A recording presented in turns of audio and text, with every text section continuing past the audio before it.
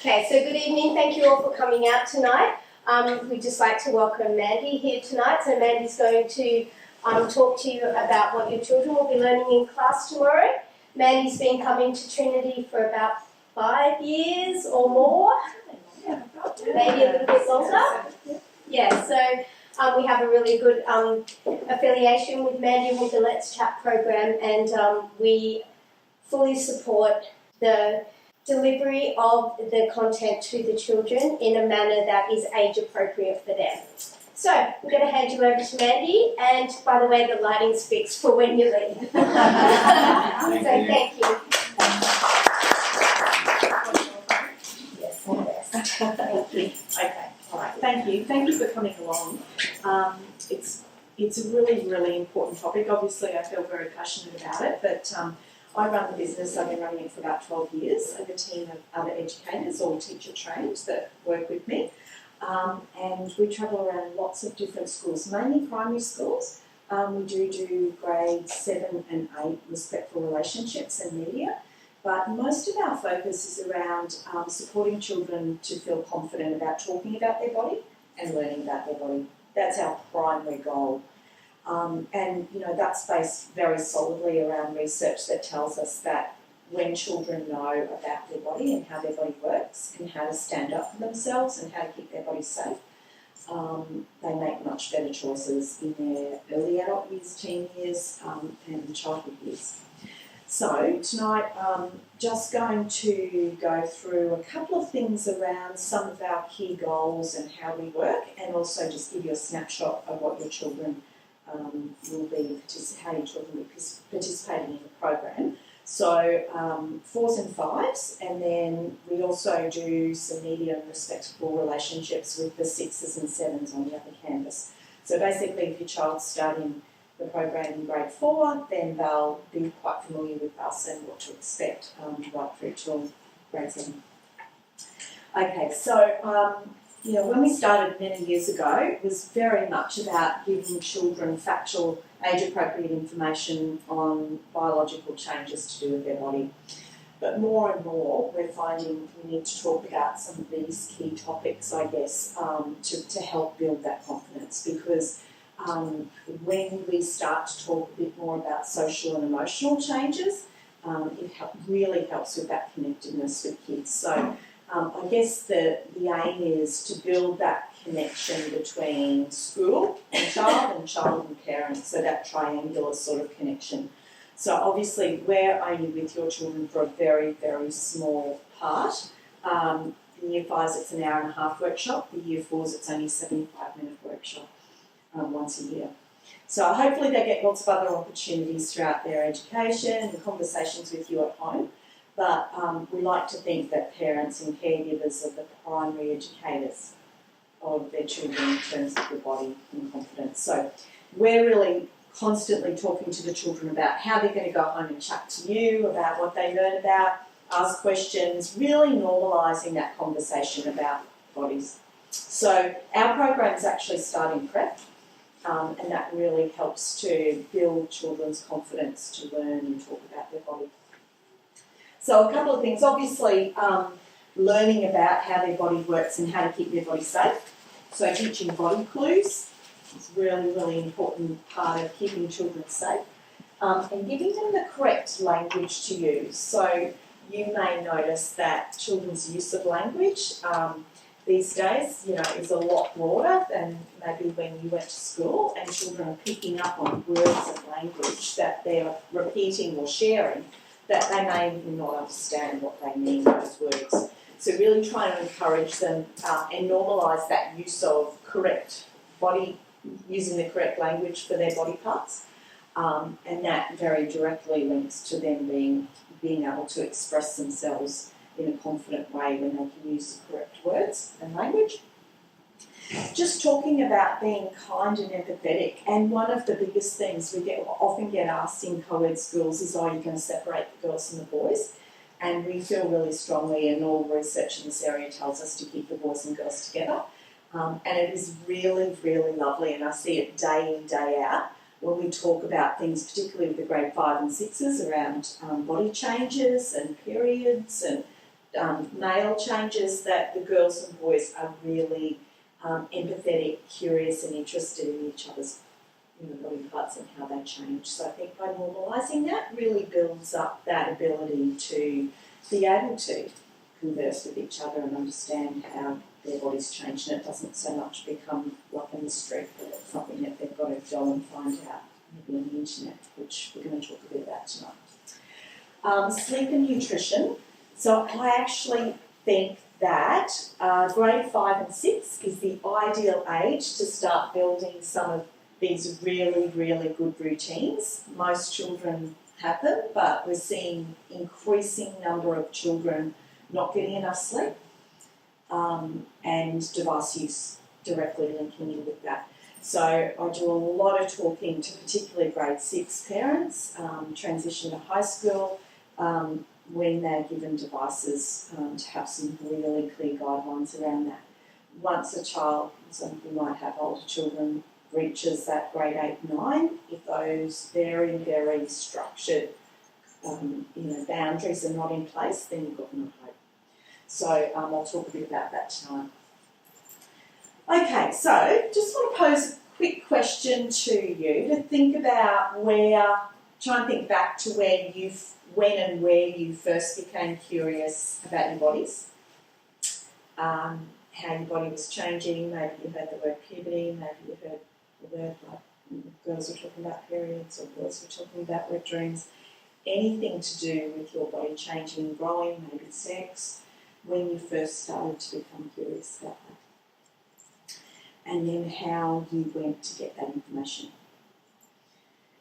So I often tell children that because I really like to encourage that level of curiosity. I think it's really normal. And I often tell children that their parents probably have very similar questions and level of curiosity as what they did. That's not abnormal. It's very normal and very healthy. But the difference for their generation is that they have another opportunity or option to get that information, and that's the internet. So we didn't have that option. So when you think about that comparison, that's where we've got to really base or ground our need to give them or meet that curiosity. So obviously, you may have been, you got given the Where Did I Come From little book, or found something under your pillow and told to read that, and that was about it. You might have been privileged enough to have a lovely conversation with the parent. You might have heard something in the school ground. You might have searched up Encyclopedia Britannica, the word sex, or the dictionary. Any of those options were probably better than searching up the internet. And we know that children are really curious. They look at the internet for lots of different things. They think the internet is going to give them correct answers, and I tell them every day that the internet doesn't know what they're looking for. The internet doesn't know how old they are, and the internet doesn't care what they see and what they get. When they ask questions to adults they trust, they're going to be getting, hopefully, information that's appropriate for their age, that's comforting, supportive, and from a really healthy foundation. So that's really our goal, is to encourage that and to try and discourage the learning about their bodies and about relationships from popular culture, social media and internet. So when we talk about sexuality or talking to children about their bodies, trying to keep that topic very broad, relationships and respect is a really, really important part because of the highly sexualised culture that they're being raised in. We're constantly needing to talk about, what a healthy relationship looks like. And that can be, a sibling relationship, a parent relationship, a friendship. And you might have heard about a lot of the talk around consent education, and that might not literally start until kids get to high school, but even when we're talking to grade 1s, when we talk about what a healthy friendship looks like, and all those qualities like empathy and communication and respect, that's all building that knowledge towards consensual relationships. It doesn't just, we don't just start a week before so they go on schoolies and talk about what that looks like. It's not going to be very helpful.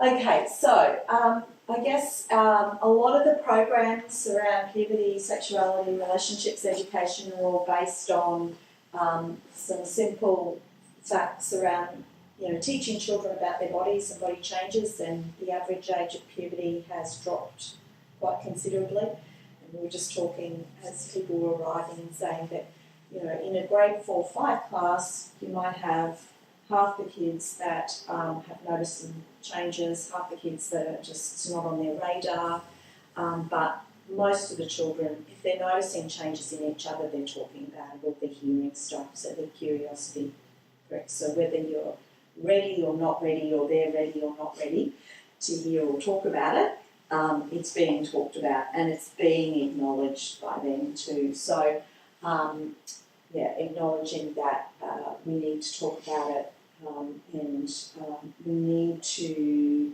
give them the message that we're askable. So we're ready to be asked, we're ready to talk about it if they want to talk about it, and you are the people that you want them to come to talk to you.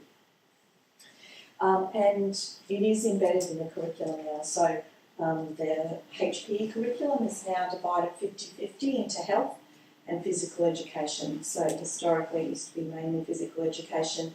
Now all of these topics are very embedded into that health curriculum. So talking about it regularly is pretty much a high priority. So you might not be able to read that, but I guess that just helps to prompt your thoughts around what we're talking about here. We're not just talking about getting bigger and feet growing bigger and those very obvious physical changes. And I'll put another slide up a bit later, a slide that the children will get the list of basically the puberty changes we go through. But particularly from a parental point of view, I think it's really interesting to remind ourselves that there's a lot of brain development that's still going on, and that frontal lobe, things like judgment and language initiation and forgetfulness and clumsiness and social and sexual behaviour, like the way that they express themselves, is all part of that frontal lobe development. So, I mean, even if I've got a 15-year-old and I still have to keep reminding myself not to be too harsh when he's grunting at the second of the day and not giving me anything. So that is part of that frontal lobe development. I think it's Michael Carberry talked about children, adolescents walking around imagining they've got like an L learner's plate on their forehead. It helps us to remind us that their brains are still very, very underdeveloped. And the other one, I guess, is mood swings. So I'm noticing, and they'll tell, they love telling stories about siblings, but then they'll go, oh, hang on a minute, I've noticed that in myself lately. And we can definitely see some of those mood swings without even noticing any physical changes. Sometimes they creep up on us. Okay, and just the other thing I wanted to touch on before I go in, and I'll talk about the content. The grade 4 and 5 program that we're presenting here is very much just about body changes and puberty, so we're not going into any of the technology stuff. Grade 6 and 7, we'll talk a little bit about some of this, but I just did want to touch on it because I think it's really important that it feeds into that whole body confidence. The fact that, this highly sexualised culture that they're seeing and hearing every day is very much presenting big issues for them. Things like, I think primary schools are dealing with things that we would never have imagined primary schools would ever have to deal with. And things like eating disorders, vaping, social media, use of technology at night, all of those sorts of things are quite big issues for quite little children. Cognitively, they're dealing with really big issues when their brains and their bodies are not keeping up and not ready to deal with that. And I think that's a really good prompt for us to think about, particularly when we're handing our children devices and expecting them to manage those devices.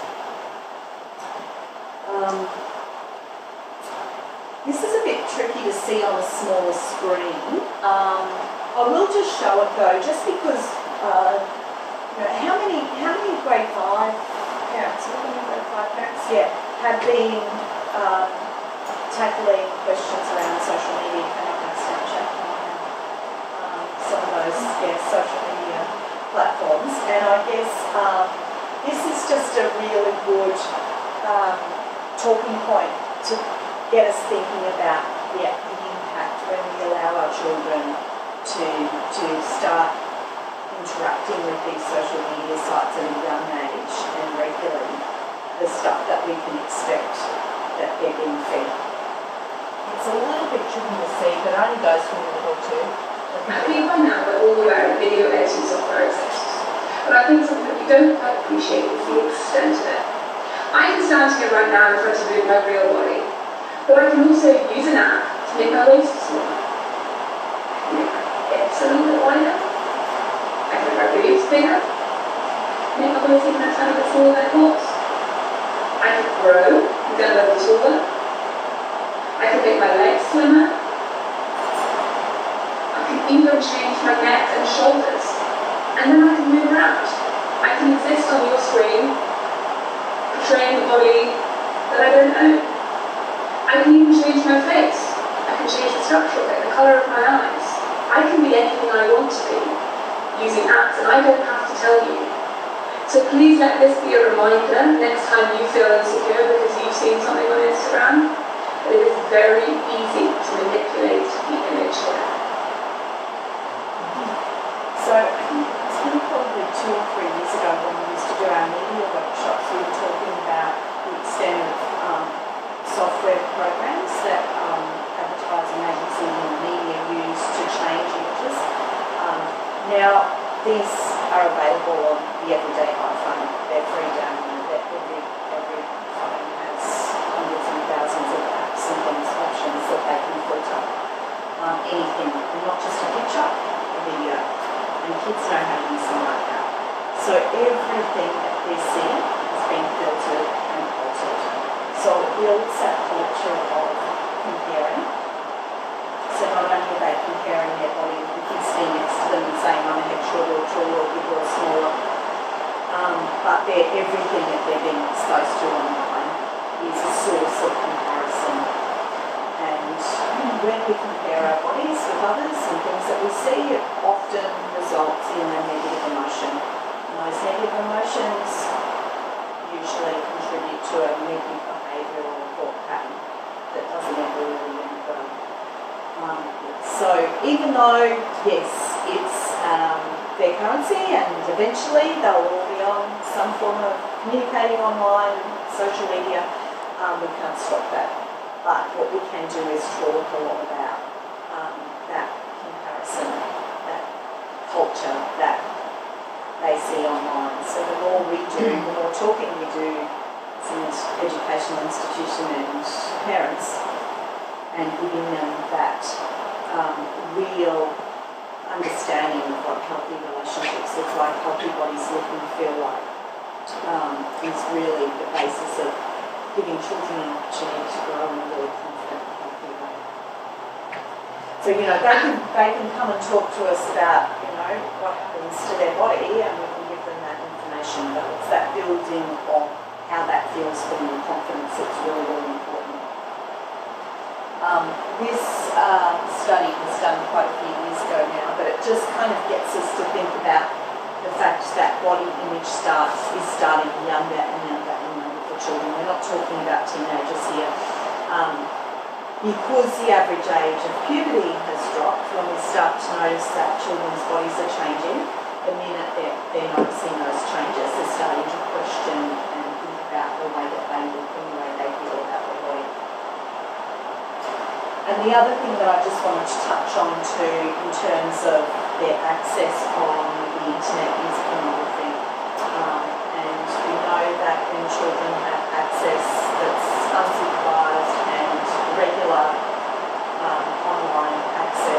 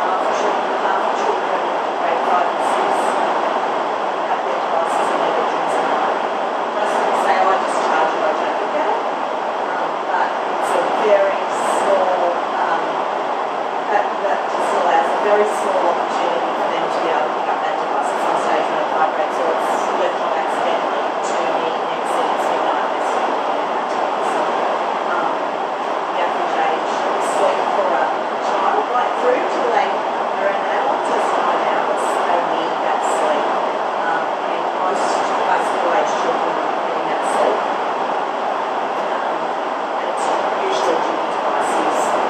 So setting up those rules really, really early and not negotiating. I'm a little 9-year-old boy telling me that he didn't know how it's in his house except in his bedroom one day and that was raining to go. They'll try everything, but it's becoming a massive issue. Do you agree in terms of sleep and the devices that are Definitely. And even like the texting and messaging that happens at home, they get to go into the school grounds the next day and children are fighting over one message, you didn't get a message, what group message are you in? It's past 10, 11, 12. Yeah, there's nothing that's ever going to happen once that they'll miss out on between 8 o'clock and 9 a.m. There's nothing. What about this fire in the house? And what about alarms? Like there's some amazing, great, really expensive Bluetooth speakers that you can set up in children's bedrooms that allow you to listen to music, have their alarms that means that they don't have that device in their bedroom. They can't interrupt. And I think if everyone sets up those expectations early, the kids know that I can't contact Jane after 8 o'clock. She doesn't respond. Everyone gets into that pattern of not expecting responses after 8 o'clock, 9 o'clock, because everybody has their phones outside. Okay, so I'm coming back tomorrow and talking to Year 5 students. So we like to work in the children's classroom. We don't work with large groups of children. We try and work in the classroom teacher and small groups of children to allow conversation, to increase chance of them interacting, which they usually always do. They love talking about the topic. The sessions are usually extremely interactive and dynamic. We try and make them really fun because we want them to go home feeling really enthusiastic about having a conversation and showing me their worksheets or work booklets. So each workshop that we present, we always have a worksheet or work booklet that we encourage them to take straight home to you and have that conversation about what they learned and talk about. So yeah, tomorrow's Year 5, coming back on the 25th of July to talk to the Year 4s. The Year 4s, it's all about talking about how amazing our bodies are. We spend a lot of time normalising, the fact that their bodies have already done a lot of changing. Actually, most of their growing has already been done. They've just got a little bit more to go. Some of that's physical, and then we get them to brainstorm some of the ways that they think their body might change. So we just start that conversation about puberty, introduce the word, but it's really a fun and interactive kind of discussion. And then we use little diagrams like these ones that talk about their private body parts and the difference between a private and a public body part, their body clues, how to recognise body clues and keep their private body parts private. And then we name the basic private body parts for female. Really trying to get them to use that language, normalise that language, and tell them that they can ask questions, they can talk about their bodies, and they can use that language. Yeah, so 75-minute workshop, really short, sweet, age appropriate, and basically just directing them home to either start or continue any conversations you do have. Any questions about the uniform program? Okay, so Year 5, slightly more detailed. So we do a little card activity with them. They get to pick cards and each card has a puberty change on it. and they bring home, it's more of a work booklet that has all those changes. We talk in a little bit more detail about some of the internal private body parts, not just the external private body parts, and we identify all of the physical, social and emotional changes that children recognise when they go through puberty, as well as reminding them of their body cues and how to manage those. So I'll just let you have a quick look at those. They're basically the main core changes that we talk about in grade 4 and 5 and that they will bring home. So, considering the question behind the question, I really like this one because I think from parents, we're often faced with questions and little stories that our children will come home with that we go, oh my goodness, what have they learned or what have they heard or how am I going to tackle this? And actually asking them first, where did you hear that or what makes you think of that, asking that question, gives you the context to help answer that question. And context, I think, is really helpful in terms of how we will answer the question. There's that little story about the boy coming home and saying, Mum, where did I come from? And her thinking it was time to sit down and share everything she knew about, how babies were made. And he said, I really just want to know which city I was born in. I wasn't interested in hearing too much information. So, and I like that also in terms of acknowledging your age and where your child sits in their family structure too. Because obviously, say if your child's hanging out with a child who's the eldest or youngest in the family, the information or the context of what they're seeing and hearing could be quite different, and it could guide or help you to understand what they're seeing and what they're interacting with. So I've got a 24-year-old and a 21-year-old and a 15-year-old. And what my 15-year-old hears at the dinner table is very, very different to what my 24 and 21-year-old heard at the dinner table, like the conversation when you've got the older ones with their boyfriends, girlfriends sitting at the table talking about what they were doing on the weekend.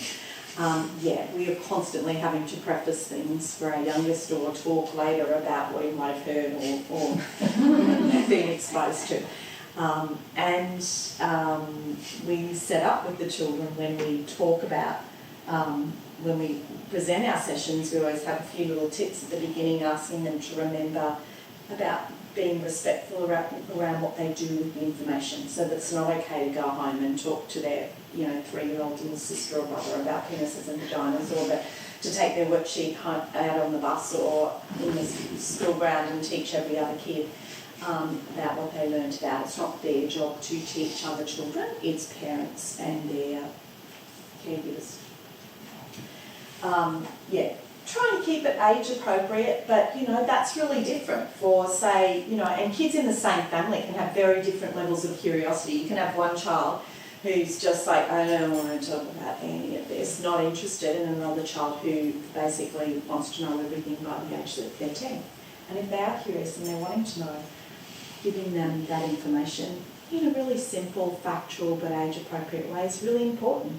Because if we don't give it to them and we don't share that, they're going to go straight onto the internet and God knows what they'll